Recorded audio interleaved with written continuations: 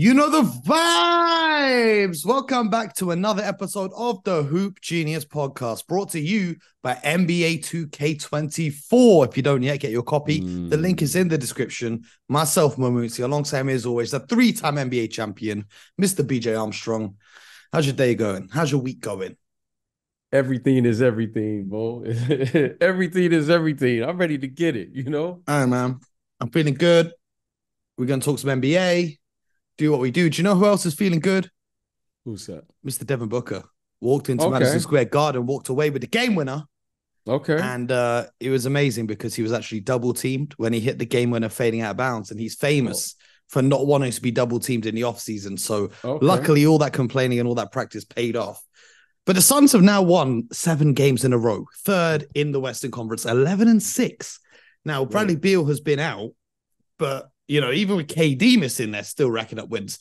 Devin Booker is 8-1 this season in the games that he's played. He's averaging a crazy 29.4 points, 50, 40, 90 club, and a career high 8.9 assists per game. He's putting up insane numbers. I know you don't care too much for the stats, but if anyone was wondering, he's the third player in the last 50 years to have 265 points and 80 assists through his first 9 games. The only other two were Russell Westbrook in his MVP season and James Harden in his, he came runner-up in 2017 to Russell Westbrook in that season. So he's putting up great numbers. The Suns are playing great, even without Beal. KD's missed some. Booker's missed some. It's not slowing them down. Is their depth a lot better than what you were expecting heading into this season, BJ? Well, we're talking about a team that has the expectation to win a championship. I think that's when you look at Kevin Durant, Devin Booker, Bradley Beal. Now we're saying we have 3 players who are very capable of not only carrying a team, they've all done it individually in their career, but now they're combining their talents. And now they have a team where they feel they can compete at the highest level. So winning regular season games, Devin Booker this is nothing new to me. Like, okay, maybe if this is your first time watching the game, which is fair, if you haven't seen basketball in the last 4 or 5 years, Devin Booker, ladies and gentlemen, is very capable of winning a game in the regular season and in the playoffs all by himself. As long as it's Okay. not a game 7 or an elimination game. That's in tomorrow's podcast. Today's podcast. Don't get me We know, started. yes, we know Devin Booker is capable. We know Unless Luka Kevin Doncic Durant. is there. Yeah, Yes, yeah, and sure. we know Kevin Durant. Okay, and Bradley Beal is a fantastic player, and he all-star caliber level player when he's healthy. So, all right, they're 8-1. They win a game in November in the last 9 games. However, there's major concerns with this team because they haven't had those 3 players play together more than what, maybe 1 game or 2 games. I don't think the big 3. I don't think Beal's played. Yeah, Bill has played, He's but he's only played played. 3 games, but I But don't I think don't he's think Devin played Booker with the with two of them yes, together. yes. So right now, Mo, they're piecemealing this together. They are talented enough to do that. They have some really good players. Grayson Allen and these guys are really good Grayson players. Allen shooting 48% from 3. Okay, and those guys are really good players that they have over there. And they have a couple players who are just elite players. Okay, those guys are top 15 players. They are elite players. Devin Booker and Kevin Durant, I think that's the one thing I think we all can probably agree upon, that they are in the top 15 of everybody's list currently now in the NBA. Yeah. And when Bradley Beal is healthy, he's without question a top 25 player. Okay, when Yeah. he's healthy. So with that saying, Mo, I'm anxiously awaiting to see, can they get healthy? And will this work? Because to me, that is the only question that I have. I mean, they have really good players. And when you look at their team and you begin to look at what they're doing, we should not be surprised. Okay. We should not be surprised by what we're seeing with this group. this is a really, really good team. Okay. I know, Eric Gordon, for instance, is a really good basketball player. Mm-hmm. Okay. He's been fantastic. His veteran experience coming off the bench, and even stepping in, when he needs to. Grayson Allen won a championship there Against the in Phoenix Suns. Suns. That's what Yep. I'm saying. And then you got Okogie and Nurkic, these who's guys, come in, and I Nurkic. think he's more comfortable in his role than Yes. perhaps DeAndre Ayton was, because he wasn't too happy. Jordan Goodwin, fantastic pickup in that trade for Beal. I think I wrote about him in my newsletter, which for some reason, to all the people who subscribe to the newsletter, there's a problem with the service, so I apologize. They've not been getting emailed out, but he's been a nice pickup. He's been giving him solid minutes. Drew Eubanks has been giving them decent minutes, and then Kevin Durant is just putting up, when he plays, because he's played 15 games so far, he's putting up insane numbers. He's putting up 2K numbers. So I don't think we should be surprised. But I think the main talking point was with this team during the offseason is people thought that their bench was really thin. People thought that outside of their big three, they didn't have the necessary depth to actually compete. But now, after seeing what you've seen from the squad, do you see them as a team that can be around in conference finals and maybe even in NBA finals? Maybe if Bradley Beal's not even healthy, with Kevin Durant and Devin Booker as their two stars. Well, if they're going to win the NBA championship this year, okay, they're going to need everyone, and they're going to need their full team intact, ready to go in an extended amount of time. Okay.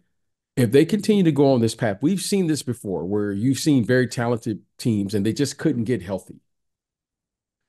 They're going to need these teams to beat the elite level teams. Okay, but when you're talking about winning a regular season game, and then you talk about winning 4 out of 7, you're going to need more than what they currently have to beat Jokic 4 out of 7. Okay. Mm-hmm. All right.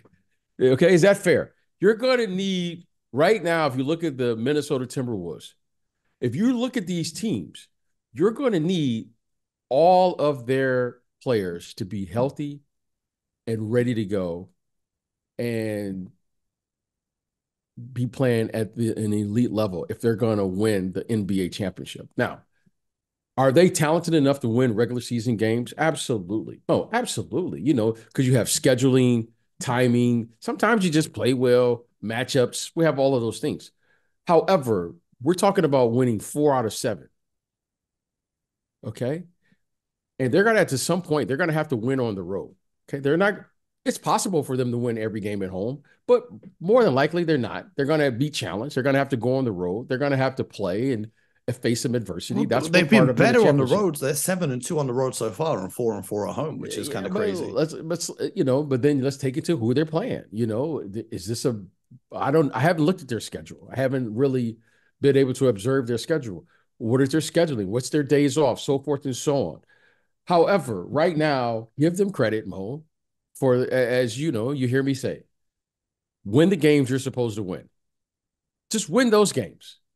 That's the first sign of a good team. But the key for this team, they have to get healthy.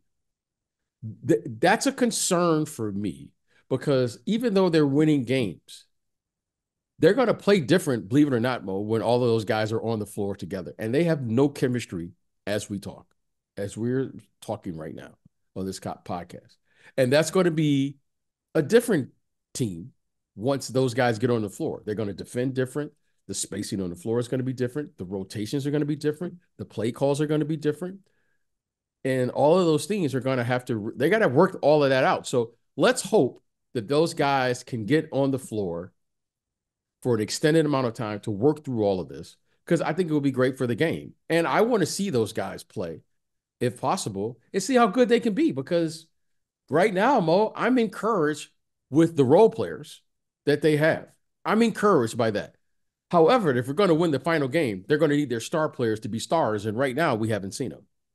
I mean, Frank Vogel's done a fantastic job, especially defensively, coaching this team, and their role players have all stepped up. But another team in the NBA who's currently on a 7-game winning streak. We talked about them a little bit with Scott yesterday and earlier in the last week.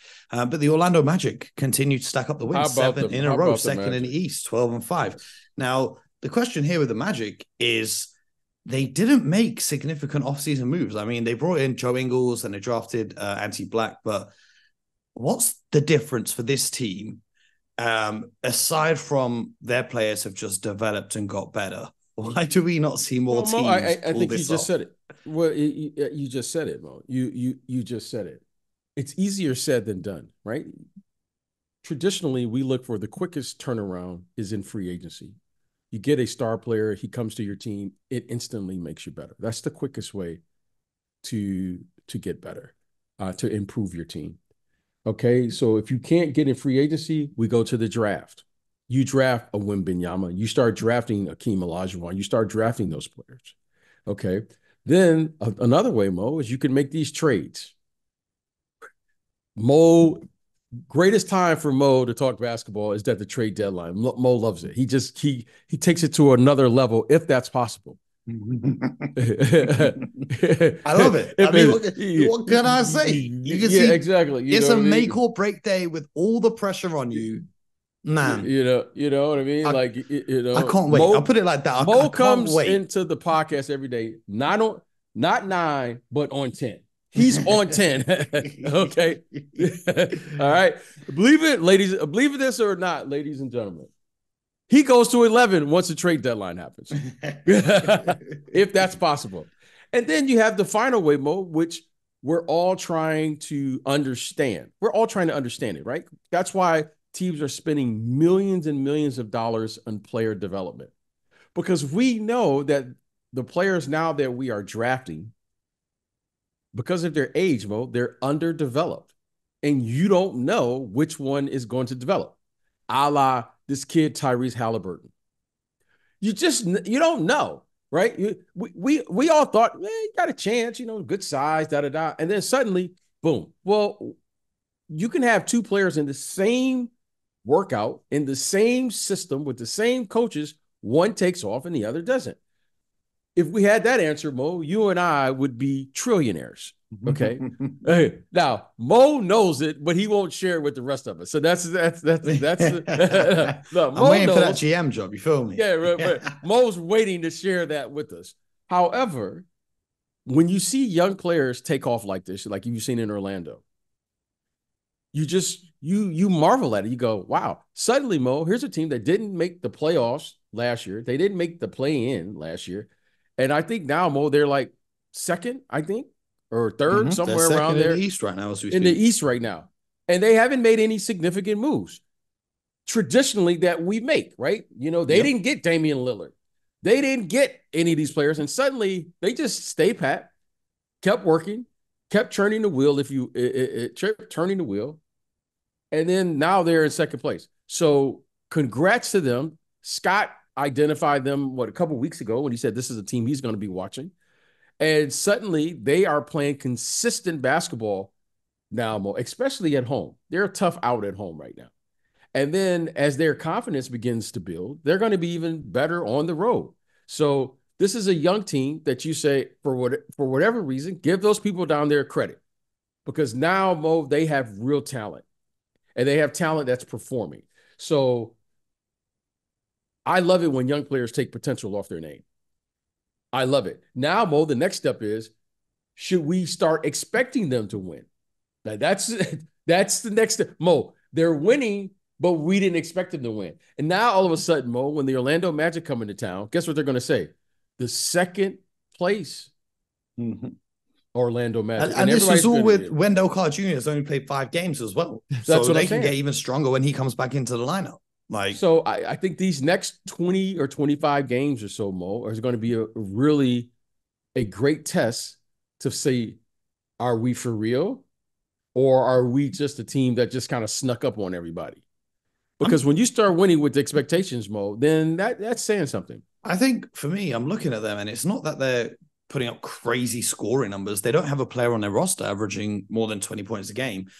It's the defense and the intensity led by, Jalen Suggs. Say it again, Mo. It's music to my ears. If you really want to get the energy right, let's just start talking about defense, because it's amazing how every team that wins, it's like the one vibration that no one talks about. Everyone likes to sing about, PER and shooting Yeah. percentage and Like all those the things. Pacers had a hot start, but they're putting up 150 points a game. So is that sustainable? Who knows? But the Magic, they're doing this through the defensive side of the ball, which leads me to believe, based on what we know about the game, that when your team is based on defense, it is easier to maintain that as the season progresses. So what are you seeing that stands out on the defensive side for them? Well, Mo, they have a young team. They're able to extend their defense, right, with Suggs and Anthony and all of these guys. And Mo, they have nice. They may not have what I would consider an elite athlete that stands out, right? They don't have a guy who jumps 50 inches or whatever, block shots, kind of like a Zion or something like that. However, Mo, they have really strong athletes. Mm-hmm. Okay. Versatile as well. Yes, they have really strong athletes. And you got to like what you see with this team because they're young players, Mo. They were ready to play in an NBA game. And that's what you like. That's what you really like about this team, right? When you start looking at guys who are playing just their height along, like Jonathan Isaac. He's been fantastic now that he's finally got healthy. Jalen Suggs, Paulo Banchero. Those guys those are big athletes. I mean, Paulo is he's like 6'10, 245, 250. That's good size. Jalen Suggs is a 6'4, 6'5 guard. Okay. Markelle Fultz, when he's healthy, he's a 6'4, 6'5 guard. Mm-hmm. Okay. And you got Mo Wagner coming off the bench with the energy. Mo Wagner crazy energy off the bench. I can't say enough about those guys, and they're every bit 6'10, 6'11, both of them. Okay. So those are really good athletes. You're talking about Wendell Carter when he's healthy, 6'9, another 6'10 athlete. So when you start looking at their athletes, you're going, these are some athletes who are ready to play. When you look at Wembanyama, I'm just using them as an example, and you look at Chet Holdgren, you're saying they're tall. However, it's going to take maybe a year or two, maybe longer, to get their body in position where they can play through the physicality like Jokic does and Luka Doncic and those Joel Embiid, Giannis. They just play through it. Wendell Carter can play through the contact right now. Okay. You know what I mean, Mo? Like, he's a young kid. So give them credit, give their scouting department credit, their executives, their coaching to identify players who fit their culture. Clearly, they have something that they've identified there. And now you're seeing what they have put together down there in a way that's allowing them to compete and win games, especially this early in the season. So congrats to those guys. The foundation, the future looks really bright down there. However, Mo, with that comes expectations. So let's see how this plays out in the next 15 or 20 games. And then, Mo, once we cross the 50-game mark, you and I will know, like, this team's for real. Well, what you always say to me, don't tell me after it's happened, tell me before it happens. So without seeing the next 15 to 20 games, do you look at the Magic as a playoff team? I think, Mo, where they're at right now, I think they can be in the play-in. I think they are playing maybe a little better, maybe because of the season, the schedule, or whatever the case may be. Maybe they're just really that good. However, Mo, I had a coach always say, never trust happiness. You're never as good as you think you are, but you're never as bad as you think you are. I think they're somewhere in between. Do I think they're in the upper echelon where they're currently at? No. But Mo, do I think they are 5 through 8 or 5 through 10? I think that's where they're at right now. I think that's where they're at, 5 through 10. They could be 5 or 6 and get into the playoffs, but I also could see them 7 and 8 getting to the play-in. But I think that's where they're at. I think if you said at the beginning of the season they're going to be 8, 9, or 10, and they had an opportunity to play meaningful games for the entire 82 games, I think they would have taken that in a heartbeat. Now, Mo, could you have said, or anyone have said, other than the true Orlando Magic fan, that we were going to be in second place after about 15 to 20 games? Nope. No, you're not saying and here's the crazier part, is not so much the standings. They've got the number 1 ranked defense in the NBA. This is what I'm saying. So I think they are playing. They beat Boston and Denver back to back as well. Yes, by the way. I think they are playing maybe a little above probably where we all had them pegged. However, Mo, this is a sign to say, hey, we have the ability to do this, but can you do it now with the expectations on you? Mm-hmm. That's a whole different ball game. So, like I said, give them credit. I'm going to watch them. I'm rooting for these young people. However, Mo, when it gets down to it, if they can keep this up and somehow get into the playoffs, that's a huge, huge win for that organization. And we haven't had a lot to say about the Orlando Magic over the last couple of years. So I think this is a movement in the right direction. I think let's give Paolo Banchero a lot of credit since he's arrived there. Mm-hmm. Mm-hmm. Okay. Jamal Mosley and that staff, let's give them credit and give their executives for identifying players because now, Mo, they clearly have depth. They have depth down there now. BJ, here's the thing. It feels early. We're 20% of the way through the NBA season already. Right. Yes. In a week or two, we're going to be a quarter of the way through the season. So, and they're holding up. Yes, they are. So give them credit. I'm going to be watching. I'm going to be rooting for them. However, I know how difficult that is to make that transition. And clearly they are ahead of schedule in my book. Maybe others, but in my book, I didn't have them saying that was going to be the number 2 seed in the Eastern Conference. Yeah, respect to them. Now, 20% of the way through the NBA season, I want to talk about a player that we touched on in yesterday's episode with Scott, and that's Chet Holdgren. Because right now he's averaging 18 points, 8 rebounds, 2.5 assists, 2.3 blocks, 2 threes a game, and he's doing it on 50, 40, and 88 shooting splits.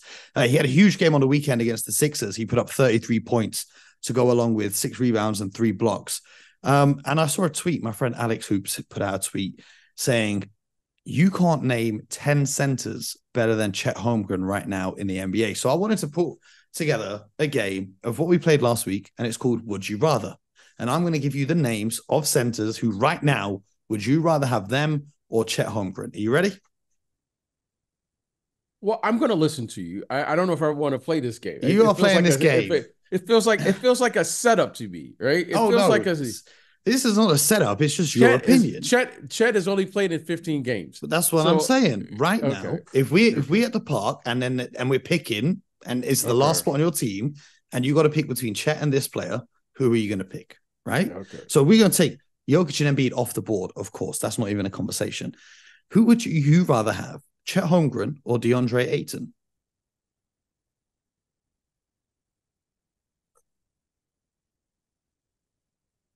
These are. See, I thought that would be a pretty quick answer because for me it's clear. Okay. Well, I'll let you speak on it, because I think these are set up questions right now. BJ saw the Instagram reel get 100,000 views when we did this with Dame Lillard last week, and now he don't. No, I didn't. No. I didn't see it here with Dame Lillard. I don't know. As you know, I don't. Okay. BJ, there's an app on iPhone and Android called Instagram, and people post videos, right? And we did this last week with Dame saying, "Would you rather?" Okay. And that I think has got over 100,000, maybe close to 150,000 people watching. So we're doing this again this week. Okay, but here's the thing. Here is the thing that there's body of work and what you've done. And this is probably the scouting part of me. Okay, this is the scouting part of me. Okay, I get it. Like, whatever it is, if you say Damian Lillard and whatever, I got to look at where you're at that moment in time. No executive is going to try to build a team around, how old is Dame now? 33, 34? If you're trying to build a team, I kind of vaguely remember the question. Yeah. Okay. You have a 34-year-old guard. Like, it's not a real question. It's kind of like just a fun exercise to do. However, unfortunately or fortunately, however you look at it, the scouting part of me knows how difficult it would be. And that's why many executives don't do it. You don't try to build a team around a smaller guard. It's only been a couple. Yeah. But we're not talking about building a team. We're talking about right now for just this season. Okay. For just this one singular season. Okay. I'm looking at this one singular season. Okay. Yes. So when you say DeAndre Ayton, I cannot forget what DeAndre Ayton did on his route to the NBA Finals. I can, because he's never done that since. Okay, that as a scout, your job is to report what you've seen. Yes. That's the difference. See, it's like a scientist. My job is not to have an opinion about it. It's to say, this is what I've seen. Here's what he's done. And here's what it is. That's Okay. I'm trained to do it. So, yes. okay. So when you said that question, I'm saying to myself, I know what I've seen. Now, if we want to play a game, like let's play the future game. What do I think Chet's going to do in the future? I think Chet has a chance. But right now, I know there's by no stretch of the imagination can Chet Holdgren play 7 games versus Jokic, because that's who he's going to see. I know Chet has no chance of playing 7 games right now physically versus Giannis and Brook Lopez in a game. I know he has no chance to play against Anthony Davis and these guys for 7 games physically. Now, if we want to say, what do I think of Chet 3-4 years when he has an opportunity to do that? Because it's not a fair question. You got to put it in its proper context. So, in one hand, if you said Chet right now and what he has done, I can only tell you what I've seen. I haven't seen Chet do it. And it's impossible for anyone to say they've seen Chet do it. So now we're just going to give our opinion based on who we like. Yes. Well, I can't do that. Yeah. Well, I'll let you do that. No. This is what we're doing. I know. The question is, right now, for this season and this season alone, based on now. I can't not what you've done. Answer that. Not what you've done previously. I'll let you answer it. You did it last week, so you can do it again now. I can do it last week because it was very specific based on the body of work. Yes. I know 30 executives. It's the exact same question this week. Based on this season so far.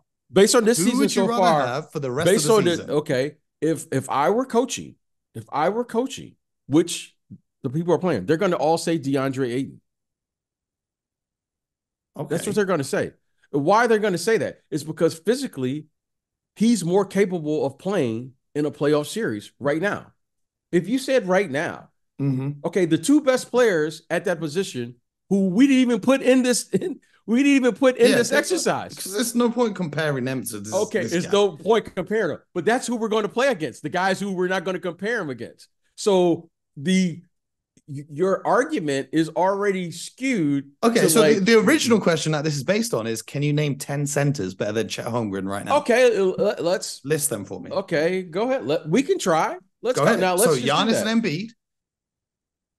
Okay, and who else? And who else? Because I don't think Chet is a center. I think he's really like some power forward or whatever. I don't think you can just put him. I don't think of him in the same way that I put Rudy Gobert. Okay, but he's played 100% of his minutes as the 5-man when he's been out on the court. Okay, that's fair. But I also see that they switch too. Yes. So that's what I'm saying. I'm just saying what I see. I see him as a positionless player who just happens to be the tallest player on the floor. Just like when I watch Wembanyama. I watched Wembanyama last night, and I just watched Popovich. So Pop starts him at like the 3, and then he just puts him against Jokic just so he can get a feel of what it's like to play against a real star. And he just lets Jokic, and he just let him play against it so he can know, hey, man, I got a lot of work to do here. So if I just put Wembanyama as a center, I think I'm doing him a disservice. Well, he's only played 20% of his minutes as center so far. He's been playing power forward predominantly with Zach Collins on the court playing the 5. But if he played with the Oklahoma City Thunder, he would be forced to have to play because they're in a different situation. Mm-hmm. That's what I'm saying. So when I can't help but to accept all of this information that's out here. Now, if we just want to say, let's go based on what we saw. Let's say we're at a pickup game. Yes. Okay, let's say we're at a pickup game. Yes. I would probably choose Chet, but I would choose Chet because I know Chet can give me an advantage, not at the center position. So would you choose Chet over these players? Would you choose Chet over DeAndre Ayton? However, with the big caveat, can I build a team around what I know he can't do right now? Yes. Can I build a team around, I know he can't provide the physicality to win in a playoff game right now. He just can't do it. It's not a knock on him. It's just Mo, he can't absorb and play through the contact right now. Mo, he couldn't post you up right now, Mo. That's not a knock on him. That's just where his body is at right now. Respect my game, BJ. Respect. Ain't not many people can post up on me. Mo, that's what I'm saying. But there are some who can. There are some who can, though. So I'm just saying, do I love Chet? Yes. But if I just said, Chet, I'm going to put him at the center position. No. Well, I mean, they played the Sixers, right? And like 5 minutes into the game, he's already not guarding Embiid because he's not strong enough, right? But here's my thing, right? I would still rather have that on my team than DeAndre Ayton. Okay, Mo, that's fair. Mo, absolutely. Everyone's entitled to that. However, because he's still giving me 30 plus on the other side, and he's still blocking 3 or 4 shots. So I'm still picking Chet over DeAndre Ayton. Would you rather have Chet or Miles Turner on your team? Well, if you're trying to win championship, I'm going to go for what I know. Miles Turner, like, didn't he lead the league in block shots one year or many close to it? That's what I'm saying. Like, that's what I'm saying. Like, now, do I like but the versatility, the way the game is played today, and the versatility of Chet? Mo, that's what I'm saying. These questions, we got to take in the whole thing. If we could just look at one little question, like the whole Damian Lillard thing, there isn't an executive that's saying, okay, who's going to build their team around a guard at that age? Raise your hand. Like, that's what I'm saying. That's like, why I think this is a fair comparison. DeAndre Ayton's only 25. Again, I'm just looking at how the game is played. Mo and I both understand this, as well as our listeners. The playoff is going to be a way different game. Okay, so how about this? If you were building a team, would you rather build it around Chet or Karl-Anthony Towns? Would I rather build it around Chet? Okay. I don't want to answer that question right now. And the reason I don't want to answer it right now is because of this. If I were an executive and I'm looking at the game as is right now, okay, and let's say I had an opportunity to trade, there's a big question mark right now on availability of Chet right now, based on the injury that he's coming off of. And what's the one thing that scares executives more than anything with bigs, Mo, is what? Injuries. Their feet. Yeah. Because of that size. Okay, Mo. Here's a little fact.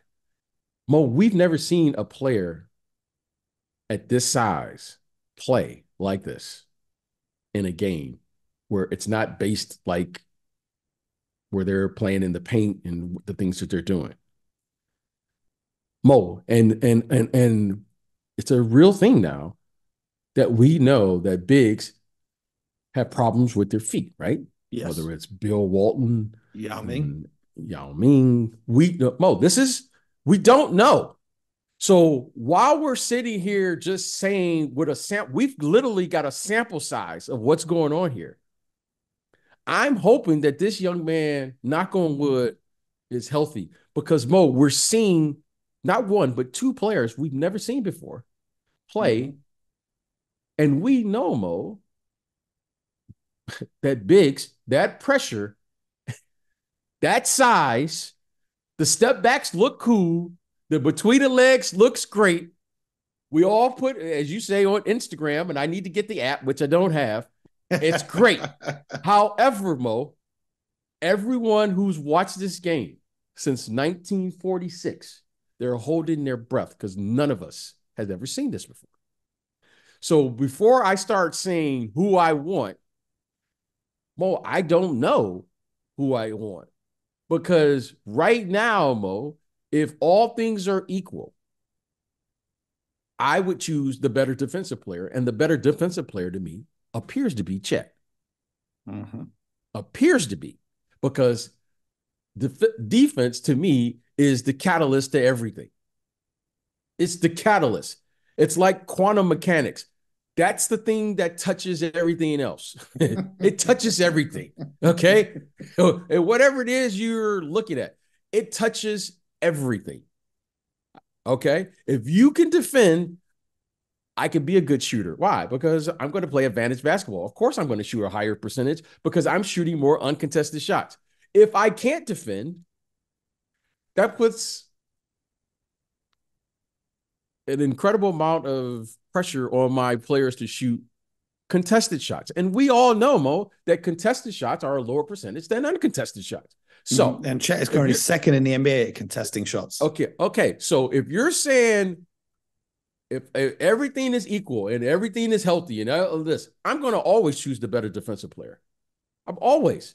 Okay. When I look at the Milwaukee Bucks right now, Mo, you can't tell me with the defensive player of the year, Giannis, and the runner-up, I think, just a year ago. Yeah, Giannis won a couple of years ago, and Brook was, I think, second last year. Yeah. Suddenly, Mo, they're like 28th or 29th in defense right now. Mm-hmm. Now, Mo, okay, you see? So I'm not, this isn't, when you start asking these questions, we have to encompass every single aspect of it. Because if not, then it's fun to give your opinion. However, there's a real responsibility that at least I share with the listeners. Because if you just want an opinion, hey, I'm thankful for the people who take the time out of their day because I take this very serious and I research this stuff. I'm not just talking to be talking. I'm researching it going, wait a minute. Hold on. You have Giannis and you have Brook Lopez. And then suddenly, Mo, they go to one of the elite teams on the defensive end. And suddenly now, Mo, they're 28th or 29th. Drew Holiday for Dame. Okay. Now, this is why we play the regular season. We have to figure it out. We got to play. There's a mindset. There's a difference. All of these things, Mo, matter if you're going to win. That's why I'm not reckless or whatever. I really take this very serious. I still love the Damian Lillard trade. However, something right now is not clicking with them, especially on the defensive end. Mm-hmm. Okay? That's a fact. And they went back to drop and it was doing better, but something is going on there, Mo. There's not something is going on. Dame can't guard. Drew Holiday was one of the best guards at playing defense. Like, it's pretty simple to me. So what ends up happening is, like a scientist, we have to present the facts. We need everyone's opinions. However, the facts suggest right now, Mo, if they're not in the top 15 or top 10 by the end of this year, it's going to be highly unlikely that they get to that final game of the season because you have to be respectable on that end, Mo. Because why? Because half of the time you're going to be on defense and you're going to have to get a stop at some point during this journey. Mm-hmm. That's just that's just the facts. Now, people can disagree with it. People can shout and people can say all they want. I'm just here to report back to you the scientific facts of how this thing works. And then we're going to make our projections based on that. So back to your original question. If we're saying everyone is healthy, I would prefer to build my team based on what I know has worked since the beginning of time. Defense, all right? Bill Russell has the most championships, and he wasn't near the score of a Kareem Abdul-Jabbar, a Wilt Chamberlain, or any of these guys. But he won 11 championships. Why? Because, well, he was the greatest defensive player. One of, if not the greatest. Mm-hmm.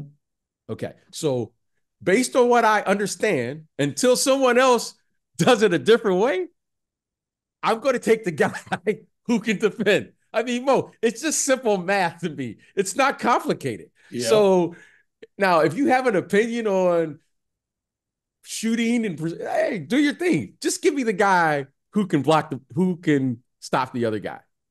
And if you got that guy on your team, I feel pretty confident I feel pretty confident, Mo, that I'll probably win the game. Now, you may have great numbers, but I can live with that. I'm going to win the game.